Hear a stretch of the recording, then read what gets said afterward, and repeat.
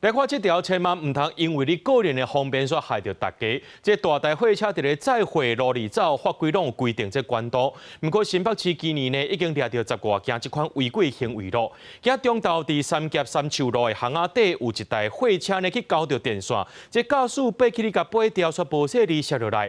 警方来到现场，发现讲这货贴了伤过悬，先罚18000块。台电表示讲呢，若准去交着，唔通家己处理，才有可能会去互电着。台电的工程人员甲涂骹的电线拗起来，紧急到场抢修，就伫几分钟前。货车驶入巷仔，雄雄半路停落来，查某人落车去看，发现讲车顶的货物和电线去搞掉，趁大车经过，麻烦驾驶停落来，要去对方的车顶，提棍仔要甲物件提落来，所以意外对车顶摔落来。他爬上去用木棍把那个电线把它推开整个箱子就导正。他重心不稳就掉下去了，就头部有受伤，有流血。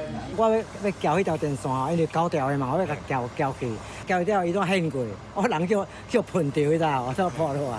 受伤的细路的驾驶头磕弄到涂骹，但是救护车到场了后，伊表明无愿意看医生。代志是发生在新北市的三峡车站中昼12点外，警方介入查出货车驾驶明显违反载货规定。耐性大货车司机驾驶承载货物超过4公尺。导致勾到光纤电缆线，违者可依《道路交通管理处罚条例》第29条第1项第1款规定，处汽车所有人3000元以上18000元以下罚款。台湾乡货车载货上路照法规，对涂骹算起是袂当超过4公尺，但是违规的状况是定定看到。顶个月伫新德关有货车货物去钓到边高道的缆线，驾驶想要用手去排除，所去电到吊伤。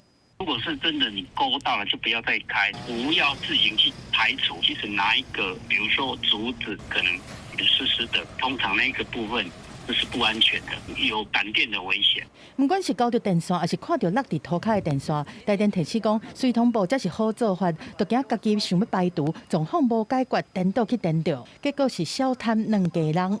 记者综合报道。